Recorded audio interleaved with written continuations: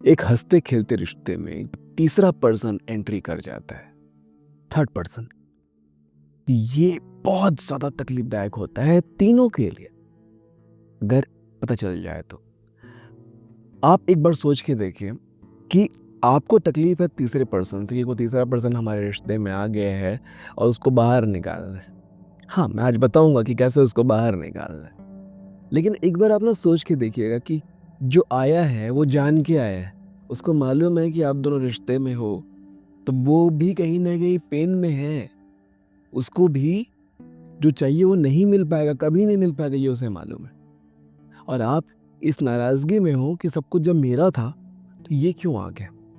तो आज इस पर हम एक गहरी चर्चा करेंगे और तीसरे पर्सन को कैसे सही तरीके से बाहर निकालना है एक रिश्ते से, वो हम बात करेंगे। नमस्ते है जी, मैं हूं मैक धैर्यवान, आपका अपना हैप्पी वाला हीलर। दोस्तों, हम यहाँ हील करना सीखते हैं अपने रिश्तों को, क्योंकि रिश्ते ही वो अहम पहलू हैं जिंदगी के जो हमें सुख या दुख देते हैं, और वो भी हैप्पी वाले अंदाज। तो लाइफ में अगर कोई तीसरा पर्सन आ गया, आपके रिश्ते में कोई तीसरा पर्सन आ गया, उसके बहुत सारे कारण हो सकते हैं। हो सकता है आप लोगों के बीच में कोई झगड़ा हो रहा होगा, या हो सकता है आपका रिश्ता टॉक्सिक हो रखा होगा, या कभी कभी ऐसा भी होता है कि सब कुछ सही चल रहा है फिर भी कोई तीसरा पर्सन इतना अच्छा लग जाता है सामने वाले को, मतलब हमारे पार्टनर को, कि उसकी एंट्री हो जाती है। कभी कभी हम बहुत ज़्यादा सिंपल हो जाते हैं, कभी कभी ऐसा लगने लगता है कि रिश्ते में स्पार्क नहीं रहा, रिश्ते में कोई फायर नहीं रहा। इस वजह से भी कोई फायर देने वाला पर्सन एंटर कर जाता है। कभी कभी ये होता है कि कोई ऐसा इंसान जो बहुत ज़्यादा सुंदर है, आप ज़्यादा सुंदर है, जवान है, तो उसको देख करके आपके पार्टनर का मन फिसल जाता है, बहल जाता है, जिसकी वजह से तीसरे पर्सन की एंट्री हो जाती है।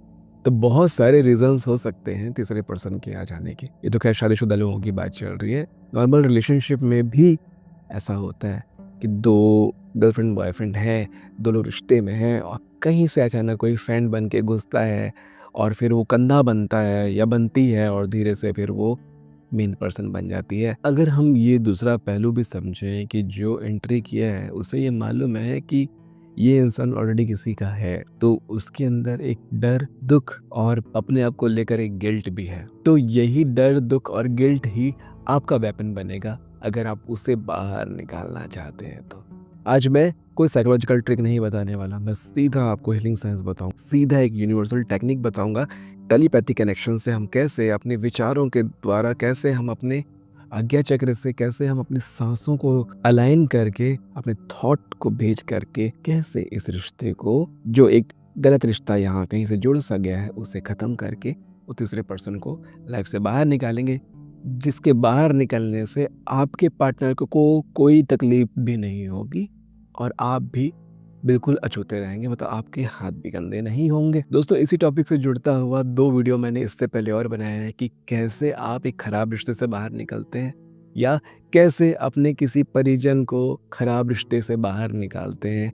और उसी में ये तीसरा सीरीज है जिसमें हम थर्ड पर्सन को कैसे रिश्ते से बाहर निकालते हैं। अगर आप उन दोनों वीडियो को देखेंगे तो टेक्निक तकरीबन वैसी ही है, हम बिल्कुल वैसे ही टेक्निक का इस्तेमाल करेंगे, बस शब्दों का फेर होगा, बस हमारे सोच और विचार का फेर होगा।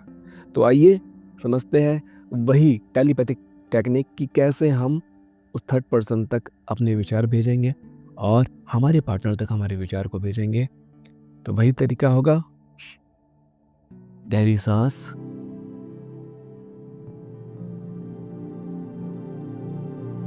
कमर सीधा,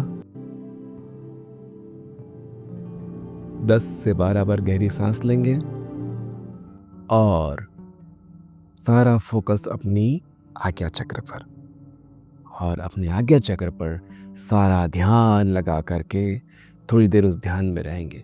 जैसे ही आपको यहाँ ध्यान की शक्ति महसूस होने लग जाए, कि आप महसूस करने लग जाए कि सारा फोकस यहाँ आ चुका है, तुरंत उस पर्सन को पकड़िए जो तीसरा है, थर्ड पर्सन है, जिसको बाहर करना है। उसे बिल्कुल उसी अवस्था में देखिए, बिल्कुल शांत चित्त अवस्था में देखिए, दिव्य अवस्था में देखिए, जैसे क्योंकि परमात्मा उनके अंदर भी है ना, कोई ना कोई कर्म बंधन की वजह से ही वो अंदर आए हैं। तो उन्हें भी परमात्मा ऐसे देखिए जैसे परमात्मा उनके अंदर है, दिव्य रूप में देखिए। और अब उनके अंदर के परमात्मा को अपने अंदर के परमात्मा द्वारा एक आदेश दीजिए, रिक्वेस्टिंग मोड में, मतलब कि आप रिक्वेस्ट करते हुए उन्हें आदेश देंगे, अपनी आगे जगह से। वो ये सब चीज़ एकदम ध्यान की अवस्था में होगी। आप बोल कर भी कर सकते हैं, आप ऐसे भी कर सकते हैं। उन्हें बताइए कि ये रिश्ता आपके लिए अच्छा नहीं है, आप गलत जगह पे आ गए हैं, इसमें आपका भी कोई भविष्य नहीं है, आपको भी भविष्य में कोई सुख नहीं मिलने वाला, आप भी बहुत अच्छा महसूस नहीं करने वाले, आप भी अपने आप को दुख ही पहुंचा रहे हैं। आप बहुत सुंदर रिश्ते के लिए बने, इससे भी अच्छा पार्टनर आपको मिलेगा। अपने लाइफ में आप आगे बढ़िए और इस रिश्ते को मेरे हवाले छोड़ करके, मेरे भरोसे छोड़ करके, जिसमें हम पहले से ही बहुत सुखी हैं, बहुत अच्छे से हैं, आप हमें मुक्त कर दीजिए और आप आगे बढ़िए, ज़्यादा सुंदर रिश्ते में जाइए। और मैं प्रार्थना करता हूँ या करती हूँ कि आपको और भी सुंदर पार्टनर मिले, आपको और भी अच्छा जीवन मिले, आपको और भी अच्छे रिश्ते मिले। आप बहुत सुखी रहें, बहुत शांति से पीसफुल रिश्ते में रहें। आपको हेल्थ, वेल्थ, प्रॉस्पेरिटी मिले। जिस रिश्ते में आप गलती से आ गए हैं, उस रिश्ते से बाहर निकलने से आपको सिर्फ और सिर्फ लाभ हो, फायदा हो। इस तरह के और भी बहुत सारे थॉट्स लिख लीजिएगा कि क्या-क्या आप उनके लिए दुआएं बोल सकते हैं, क्या-क्या चीज़ें बोल सकते हैं। ध्यान रखना, टेलीपैथी में जब हम किसी को कुछ भेजते हैं ना, उनके दिमाग में, उनके मन में, उनके अंतर मन में वो सारे विचार एज इट इज पहुंचते हैं, ठीक है। और फिर उसके बाद जैसा आपने दे दिया, प्रणाम किया और बिल्कुल वही अपने पार्टनर की तरफ आइए। इन्हें भी वैसे ही दिव्य रूप में महसूस कीजिए, लेकिन अलग बैकग्राउंड में। अगर इनको आपने पहाड़ों के साथ देखा था तीनों का, इन्हें पेड़ पौधों के साथ देखिए या आकाश के साथ देखिए, अलग बैकग्राउंड में देखिए। और बिल्कुल उन्हें भी वही कि आप ये गलती कर बैठे हैं, गलती से आप गलत रिश्ते में चले गए हैं। शायद आपको अपने रिश्ते पे भरोसा नहीं रहा होगा, लेकिन ये रिश्ता बेहद खूबसूरत है, ये रिश्ता बहुत पीसफुल है, बहुत शांत है। इस रिश्ते में हम बहुत अच्छा कर सकते हैं। आप इस रिश्ते में और बहुत कुछ पाएंगे, आप इस रिश्ते में और बहुत कुछ देखेंगे। जो चीज़ की तलाश में आप दूसरे रिश्ते में चले गए, तो वो सारी खुशियाँ, उनसे ज़्यादा खुशियाँ आपको इस रिश्ते में मिलेगी। मैं आपसे बहुत प्यार करता हूँ या मैं आपसे बहुत प्यार करती हूँ। मैं आपके लिए बहुत प्रेम अपने जीवन में रखना चाहती हूँ। हम बहुत एक अच्छे रिश्ते को आगे बढ़ाकर चलेंगे। इस जीवन में हम बहुत सुखी रहेंगे, बहुत प्रेम करेंगे। आपको कहीं कोई और रिश्ते की आवश्यकता नहीं पड़ेगी। इस तरह के अच्छे थॉट्स आप टेलीपैथी के माध्यम से भेजें। एक दिन में नहीं होता है, कम से कम 3 हफ्ते। 11 दिन में ही आपको इफेक्ट दिखना शुरू हो जाएगा और 3 हफ्ते में सारा आपके हाथ में आ जाएगा, सब कुछ कंट्रोल आपके हाथ में आ जाएगा। पर पर आपको यहाँ पे अपने कर्म शुद्ध रखने हैं। ये नहीं कि टेलीपैथी के टाइम पे बढ़िया अच्छे विचार देती है, आप पूरे दिन दुर्विचार दे रहे हैं कि उसने ऐसा किया, वो ऐसे घुस गई है, वो ये है, वो ऐसा घुस गया है, या ये कितना बदतमीज़ इंसान है, कितनी बदतमीज़ इंसान है, जानती है ऐसा नहीं करना चाहिए, फिर वो ऐसा कर रहा है, मेरे बारे में कोई कुछ नहीं सोच रहा। यही चीज़ खराब करता है। देखो, दरार भले इतनी सी है, लेकिन आप उसमें वो मिट्टी डाल के वो दरार को और बड़ा करते जा रहे हो, है ना?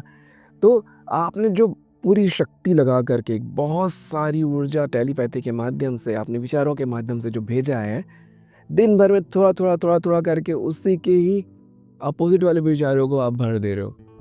तो ये गलती नहीं करना है। गलती किसी से भी हो सकती है।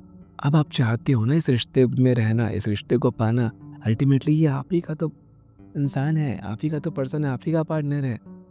हो गई है गलती, रहे होंगे कोई कर्म बंधन, रहे होंगे आपके द्वारा किए हुए कोई कर्म बंधन, जो भुगतना, आपको दुख भोगना बाकी था, है ना? तो ऐसे स्वीकार करके देखो, स्वीकार भाव सबसे ज़्यादा ज़रूरी है। जब आप स्वीकार कर लेते हैं ना जो भी चीज़ हुआ है, तो वहाँ से परिवर्तन शुरू होता है, वहाँ से आप परिवर्तन करना शुरू कर पाते हैं। और अगेन, ये सब चीज़ करने के बाद आखिर में Ho'oponopono, I am sorry, please forgive me, thank you, I love you. क्योंकि अगर आपके जीवन में कुछ भी हो रहा है, कुछ भी गलत हो रहा है, कुछ भी तकलीफदायक हो रहा है, सीधा रीज़न है कि आपके ही वो कोई कर्म बंधन है जिसे आप आज भोग रहे हैं। दुख कर्मों से मिले हैं, सुख भी कर्मों से ही मिले हैं। प्रारब्ध है जी, इस पर बहुत सारी चर्चाएं हम पहले भी कर चुके हैं, है ना? तो जाके देखिएगा, आपको समझ में आएगा कि कैसे हमारे कर्म हमें सुख या दुख देते हैं। आशा करता हूँ कि तीसरे इंसान को बहुत ही आदर से, बहुत ही प्रेम से निकालना आप सीख गए होंगे। मिलते हैं आने वाले अध्यायों में, क्योंकि रिश्तों से जुड़े और भी बहुत सारे सवाल हैं आप ही लोगों के, जिन पर वीडियो बनानी बाकी है। सीखेंगे, समझेंगे, और कोई बात रह गई हो तो कमेंट में लिखिएगा, उस पर भी बात करेंगे और मिलते रहेंगे। नमस्ते है जी।